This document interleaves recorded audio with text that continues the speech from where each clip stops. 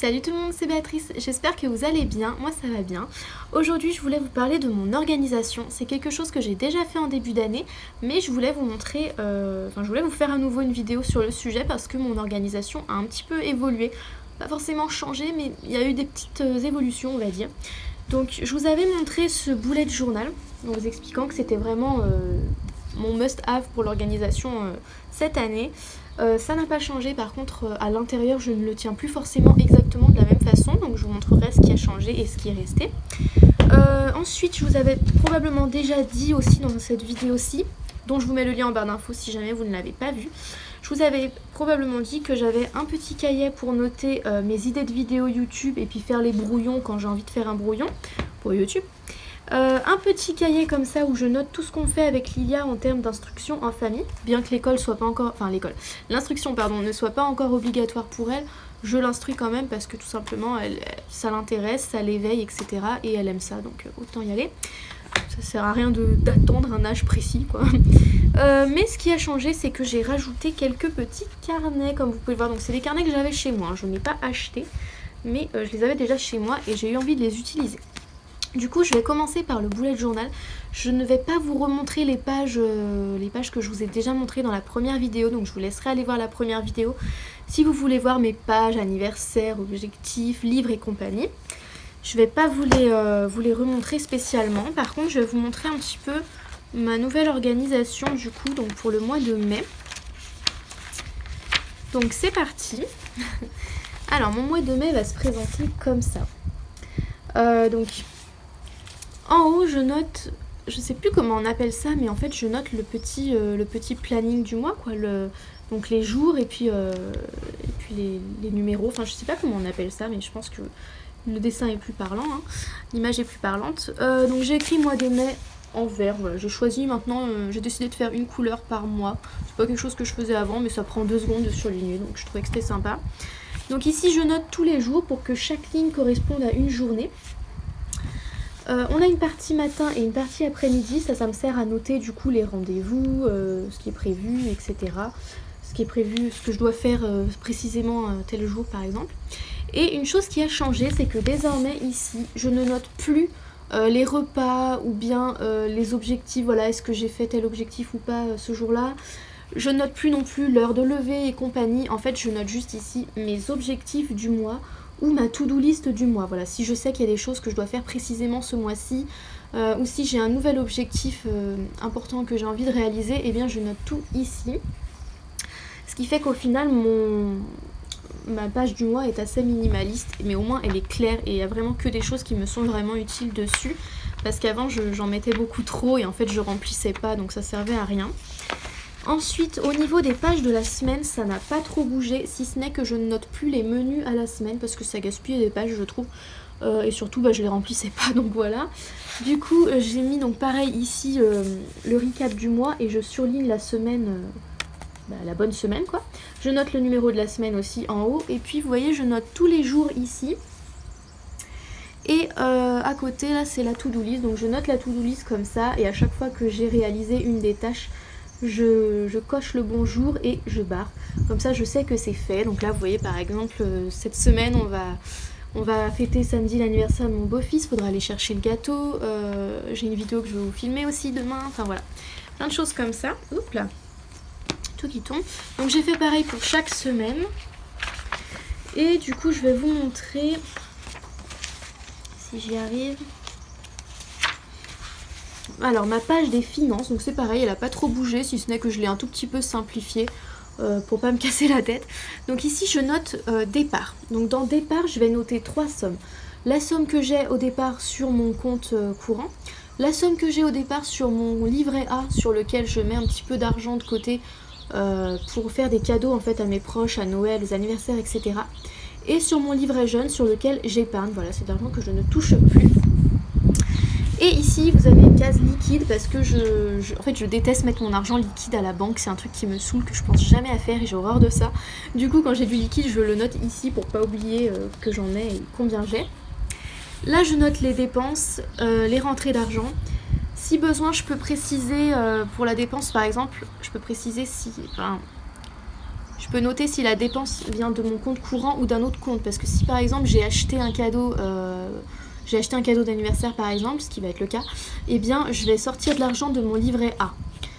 Or si je note juste le montant de la dépense, je vais pas savoir où est-ce que j'ai sorti cet argent. Et après au moment de faire les comptes, ça va être moins pratique. Donc je note entre parenthèses de quel compte ça vient quoi. Ici je note si je dois de l'argent ou si on m'en doit pour pas oublier, parce que des fois on vous doit quelque chose et puis on oublie. D'ailleurs il faut que je note, j'ai pas ma trousse là tout de suite, mais il faut que je note que j'ai une commande bébé boutique qui n'est toujours pas arrivée, donc il faut que je le note au crayon à papier afin de m'en souvenir, parce que s'il m'envoie pas mon article, je vais demander à être remboursée quoi. J'ai pas envie de payer pour rien. Et ici je note ce qui reste, donc pareil, dans reste il y aura 3 lignes différentes, une pour chaque compte, et il y aura l'argent liquide également. Donc voilà pour les finances, vous voyez, c'est super simple, c'est minimaliste, j'aime pas me prendre la tête en fait. Au niveau du suivi des objectifs, moi je le présente comme ça. Alors en général on appelle ça un tracker. Moi je parle français donc je note en français, excusez-moi. Donc là je note tous les jours, vous l'aurez compris. Ici je note les objectifs que j'aimerais atteindre ce mois-ci. Donc par exemple vous voyez j'ai mis lever 7h30 parce que j'aimerais bien me lever pas plus tard que 7h30 le matin. Si je note sport, c'est pour savoir si j'ai fait du sport ou non ce jour-ci. Vidéo ASMR ou YouTube, c'est pour savoir si ce jour-là j'ai posté sur ma chaîne principale, si j'ai posté sur ma chaîne ASMR, etc. Après voilà, je note dessin parce que j'aimerais bien faire du dessin plus souvent, lecture, etc. Mais ça veut pas dire que je suis obligée d'en faire tous les jours, mais c'est juste que je vais colorier à chaque fois que j'en aurai fait. Et comme ça me permet de me rendre compte si je suis suffisamment assidue. Et du coup, si je vois que ça fait par exemple 3 jours que j'ai pas fait du sport, je vais me dire oula Béatrice, là va falloir que tu te bouges. Voilà, donc ça me sert à ça. Et du coup, au niveau du code couleur pour le suivi des objectifs, je colorie. Donc on va prendre un exemple pour que ce soit plus simple. Par exemple, ukulélé. À chaque fois que je fais du ukulélé, je colorie la case du jour en vert et les jours où j'en fais pas, je la colorie en rouge. Quand c'est colorié en noir, ça veut dire que je suis dispensée ou bien que je pouvais pas mais que c'était normal. Par exemple, j'ai marqué 0 sucre, donc je vais colorier en vert les jours où j'aurais réussi à pas manger de sucre du tout et rouge quand j'aurais mangé du sucre. Mais si j'ai mis en noir, c'est que ce jour-là, je m'estime dispensée. Par exemple, là, bon, il faudra que je change parce que du coup, c'est pas vendredi mais samedi, mais du coup, samedi, je vais être dispensée de ça parce que c'est l'anniversaire de mon beau-fils, donc clairement, je vais manger du gâteau. Le 11 mai, c'est pareil. Normalement, on va peut-être aller chez mes parents ou inviter tout le monde à la maison.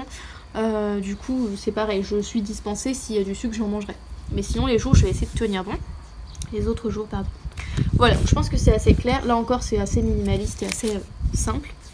Et enfin, ça c'est quelque chose de nouveau que j'avais pas les mois précédents. J'ai ajouté une page repas du mois de mai, donc pour noter les menus que je prévois, parce qu'en fait quand on prépare un drive ou quand on s'apprête à aller faire les courses, on note d'abord tous nos menus de la semaine pour être sûr de prendre ce qu'il faut, de rien oublier et de ne pas prendre trop.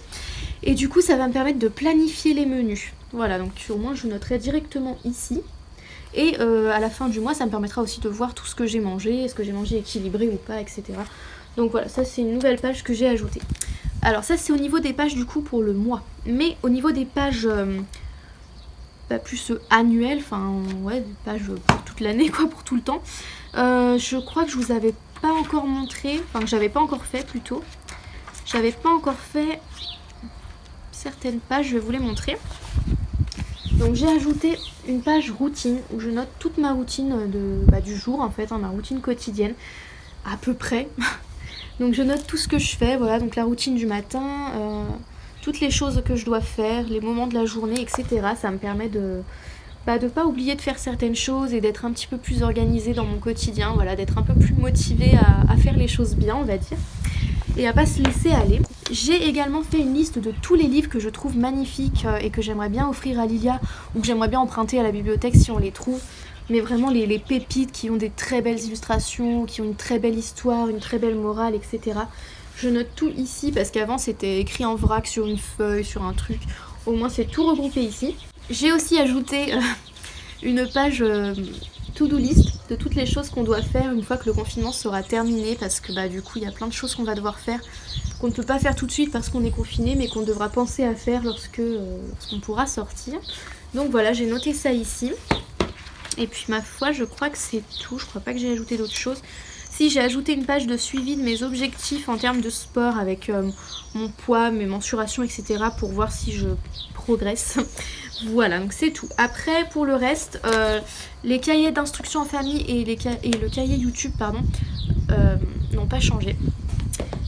Mais j'ai ajouté quelques petites choses quand même à mon organisation, donc je vous montre. Je sais plus si c'est ajouté ou si ça était déjà, donc je vous montre tout au pire. J'ai ajouté ce petit carnet comme ceci, donc je l'avais à la maison, il n'était pas terminé. Et c'est tout simplement mon cahier de to-do list du jour parce que sur mon bullet journal, j'aime bien noter ma to-do list du mois, ma to-do list de la semaine. Mais c'est vrai que je note pas forcément ce que j'ai à faire chaque journée parce que je pense que ça prendrait quand même beaucoup de pages, hein, 365 jours. Mais, et puis en plus de ça, pardon, j'aime bien pouvoir rayer, etc., cocher. Et je trouve qu'au bout d'un moment, si j'ai trop de pages où tout est rayé, etc., c'est pas joli. Donc je préfère avoir un petit carnet comme ça, rien que pour ça. Et aussi parce que c'est plus facile de sortir juste le petit carnet quand je veux noter un truc que je dois pas oublier de faire ce jour-là, plutôt que de sortir le bullet journal, je trouve. Donc j'ai ça. Ensuite, pour les listes de courses, avant je les notais sur le bullet journal. En fait, ce que je faisais avant, c'est que pour chaque semaine, j'avais ma to-do list et à côté, j'avais une page où je notais tous les menus de la semaine et en bas, la liste de courses. C'était pas mal, mais j'en ai eu un peu marre de faire ça et surtout, c'était pas pratique d'avoir la liste là-dessus parce que clairement, j'allais pas arracher une page de mon bullet journal pour aller aux courses. Du coup, j'ai récupéré un petit carnet comme ça que j'avais payé 50 centimes chez Noz et que j'avais à la maison. Et dessus, on note nos listes de courses. Et à chaque fois qu'on va faire les courses, on n'a plus qu'à arracher la petite feuille qui est toute petite, hein, donc c'est super pratique pour aller faire les courses. Et donc ouais, on arrache la page et on va aux courses et c'est beaucoup plus pratique. Donc je note les menus sur le bullet journal, la petite liste ici et ça va très bien. Et ça me permet aussi de plus facilement pouvoir sortir le petit carnet lorsque par exemple j'ouvre le frigo, je fais une vinaigrette et là je me rends compte que la moutarde elle commence à manquer, donc il faut que je note moutarde. Je trouve que c'est plus pratique de faire ça sur un petit carnet comme ça que sur le gros bullet journal. Ensuite pour le chinois, pour l'apprentissage du chinois, parce que Lila apprend le chinois avec moi, j'ai pris un petit carnet comme ceci que ma mère m'avait donné, pareil je l'avais chez moi mais je m'en servais pas. Et je note toutes les nouvelles notions que l'on apprend, parce que ça me prendrait trop de place de noter ici et je voudrais bien que celui-ci finisse l'année scolaire entre guillemets. Voilà, donc je veux pas prendre trop de pages là-dessus. Et surtout, j'ai pas mal de trucs à noter du coup. Donc je trouve ça plus simple de le faire ici. Enfin, en tout cas, moi j'aime mieux. Donc en fait, je note chaque nouvelle notion que l'on apprend. Donc on a d'abord appris papa, maman, grand frère, petite sœur, bébé. La semaine suivante, on a rajouté papy, mamie, petit frère, grande sœur. Et donc demain, on sera vendredi pour moi. Et du coup, demain, je rajouterai les nouvelles notions. Donc Lilia a très envie d'apprendre les parties du corps. Donc on rajoutera ça. Mais ça me permet de savoir, parce que des fois, je me souviens plus, mince, on en est où le chinois? Qu'est-ce qu'elle sait dire? Qu'est-ce qu'elle sait pas dire? Donc là, ça va me permettre de beaucoup mieux me repérer. Et la dernière chose que deux dernières choses, pardon. Alors, une petite chose que je vous montre, c'est ça. C'est un petit carnet pour gérer un petit peu le budget. Mais ça, c'est tout nouveau et honnêtement, je suis pas sûre qu'on va s'y tenir. On va voir, mais c'est surtout pour noter le budget course, pour essayer de respecter chaque mois le budget course. Parce que comme mon chéri et moi, on n'a pas du tout le même compte en banque, et etc. C'était pas mal qu'on ait un petit cahier comme ça pour mettre en commun les choses en fait, pour savoir un peu où on en est. Et la dernière chose que je vous montre, c'est ça, c'est un petit carnet sur lequel je note tout ce que j'aimerais bien qu'on achète pour la maison, en termes de meubles ou de déco ou d'objets pour la maison, genre des torchons, des choses comme ça.